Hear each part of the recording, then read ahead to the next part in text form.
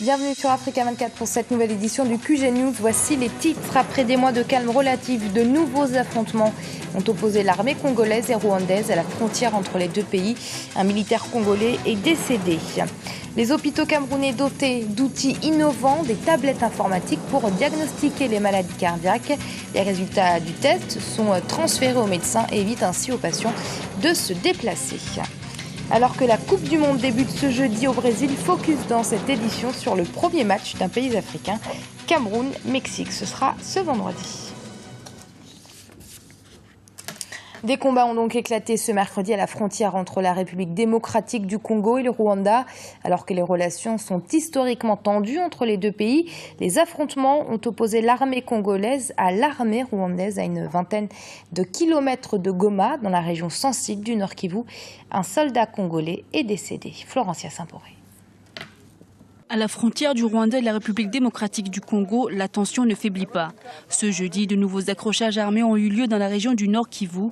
Le Rwanda et la République démocratique du Congo, deux pays aux relations diplomatiques historiquement tendues, s'accusent mutuellement d'incursions sur leurs territoires respectifs. Pour les autorités congolaises, ces hostilités constituent un acte délibéré de provocation. Le gouvernement congolais constate une recrudescence de provocation de la part de nos voisins rwandais depuis que l'opération du désarmement des rebelles rwandais de FDLR a été enclenchée. On aurait pu penser que le Rwanda apprécierait que nous neutralisions une force négative qui menaçait aussi bien notre sécurité que la sécurité du Rwanda. Kigali, de son côté, dévoile une autre version. Le gouvernement rwandais dénonce une incursion congolaise sur son territoire et accuse le pays voisin d'empêcher l'accès des autorités rwandaises à la zone de conflit pour enquêter sur les combats. Pour la chef de la diplomatie rwandaise, il est clair que ce sont les forces armées de la République démocratique du Congo qui ont provoqué celles du Rwanda. Selon Kigali, les affrontements du mercredi 11 juin 2014 font suite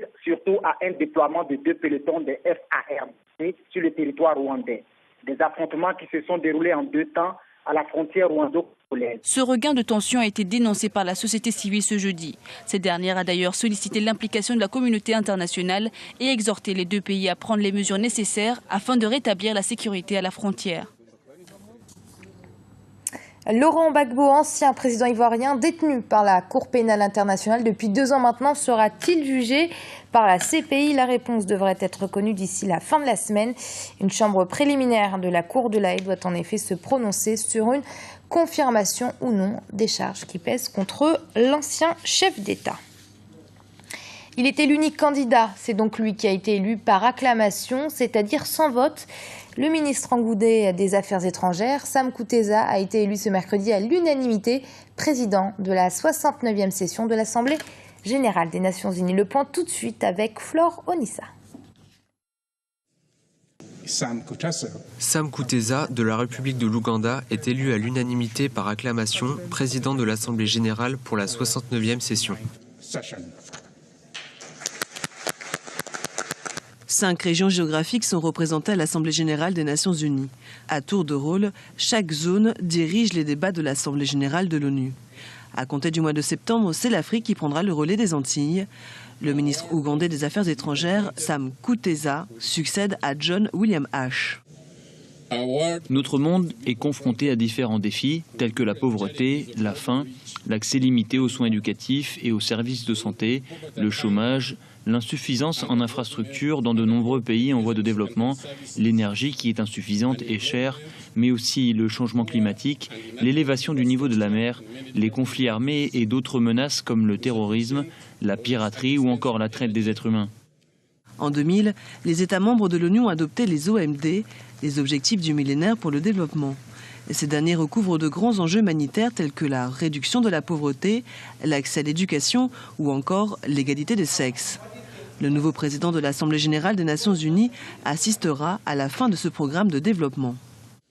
Étant donné que nous travaillons sur un programme de développement post-2015, je pense que nous devons encourager les principes d'un développement durable, un développement durable qui s'appuiera sur les bases posées par les objectifs du millénaire pour le développement. Parallèlement, nous devons éradiquer la faim et la pauvreté et soutenir une croissance économique durable. L'Assemblée générale des Nations Unies est un des 6 organes principaux de l'ONU. Elle a un rôle consultatif pour les questions touchant au maintien de la paix et à la sécurité internationale. La dernière présidence africaine de l'Assemblée générale avait été occupée en 2009 par la Libye. En Guinée, l'ancien président de la transition, le général Sekouba Konaté, a confié à un site d'information en ligne avoir déposé à la CPI, la Cour pénale internationale, une liste des commanditaires de la tuerie du stade de Conakry le 28 septembre 2009. Pour rappel, à cette date, une manifestation de l'opposition avait été dispersée par la force, faisant plus de 150 victimes. Les hôpitaux au Cameroun adoptent une nouvelle technique basée sur l'utilisation de la tablette informatique pour diagnostiquer les maladies cardiaques. Les résultats du test sont transférés instantanément des spécialistes qui peuvent les interpréter. Le dispositif évite donc aux patients vivant dans les régions reculées du Cameroun de se déplacer vers les villes pour se faire examiner. Sandra Chiombo et Graziella Chakunte. Les cardiopades développés dans les hôpitaux au Cameroun. Inventé par Arthur Zong, un ingénieur camerounais de 24 ans, le cardiopathe est une tablette médicale qui permet d'effectuer des examens cardiaques sur les populations des zones rurales reculées. Selon lui, cet appareil se présente comme un outil qui va contribuer à sauver des vies, mais aussi améliorer l'accès aux soins au Cameroun. En 2012, Arthur Zong a été nommé par le magazine Forbes parmi l'un des 30 meilleurs entrepreneurs africains de moins de 30 ans. Nous avons pu fabriquer une vingtaine de machines que nous utilisons beaucoup plus pour la promotion du produit et pour les tests. Nous avons également créé une entreprise qui s'appelle Raymond Medical, qui est actuellement située à Yaoundé, qui emploie plusieurs ingénieurs, dont l'objectif est justement de porter ce projet à maturité sur le plan médical, sur le plan scientifique, mais également sur le plan entrepreneurial. Donc notre objectif, c'est donc de produire plus de machines afin de répondre à la demande des centaines d'hôpitaux de districts qui ont vraiment besoin de cette solution. À l'hôpital du district de Mbankomo, à 25 km de Yaoundé, la capitale, les médecins utilisent ce cardiopade pour diagnostiquer des maladies cardiaques. L'application créée par l'ingénieur camerounais Arthur Zong permet d'effectuer des examens comme l'électrocardiogramme à l'aide d'une tablette. Suivant les malades qui ont des problèmes cardiaques en Mbankomo, sans que ceux-ci ne se déplacent pour Yaoundé. Donc l'appareil nous permet de les examiner ici, de faire leur électrocardiogramme, de l'envoyer aux spécialistes qui nous retournent, n'est-ce pas, la conduite à tenir. Plusieurs tests médicaux ont été effectués avec ce cardiopade, un appareil validé par la communauté scientifique camerounaise. Pour pallier les délestages dans les zones les plus reculées, Arthur Zong travaille sur une version du cardiopade qui fonctionne à l'énergie solaire. Dans le reste de l'actualité, le gouvernement malien a adopté ce mercredi un projet de loi autorisant la ratification d'un prêt d'un montant de 35,273 milliards de francs CFA, un prêt accordé par la banque chinoise Export-Import et qui permettra de financer la construction d'un réseau de fibre optique. Et puis, bien évidemment, l'actualité de ce jour, c'est l'ouverture de la Coupe du Monde et la seconde rencontre du groupe A opposera pour la première fois de la compétition un pays africain, le Cameroun face au Mexique. Le match aura lieu ce vendredi à Natal. Les deux équipes ambitionnent chacune de gagner ce match pour espérer passer le premier tour. Et dans les pronostics, malheureusement, les joueurs d'El Tricolore sont nettement mieux placés. Aminata Diak. La Coupe du Monde de football 2014 démarre ce jeudi au Brésil. Le Cameroun sera la première équipe africaine à affronter ce vendredi son adversaire, le Mexique. Un match inédit puisque les deux sélections ne se sont jamais rencontrées. C'est vrai que c'est une vraie opposition de style entre une équipe du Cameroun avec de grands gabarits qui joue beaucoup sur son impact physique et un jeu plus direct, opposé à un jeu mexicain avec des joueurs plus petits, un jeu de passe, le célèbre toqué que beaucoup d'équipes sud-américaines utilisent. Donc c'est vrai que voilà, ça va être une opposition de style et ça va être très intéressant de voir ce que ça va donner en fait. Les pronostics sont ouverts.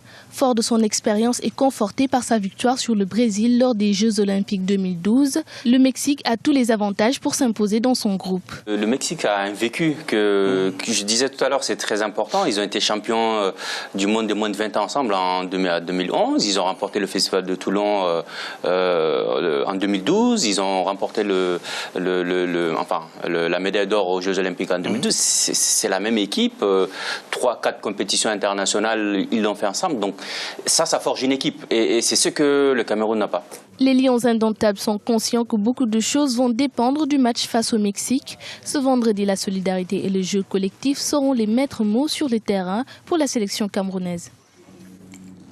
C'est la fin de ce journal. Il a été réalisé par l'ensemble de la rédaction. Merci de nous avoir suivis. Dans un instant, une nouvelle édition de l'actualité sur Africa.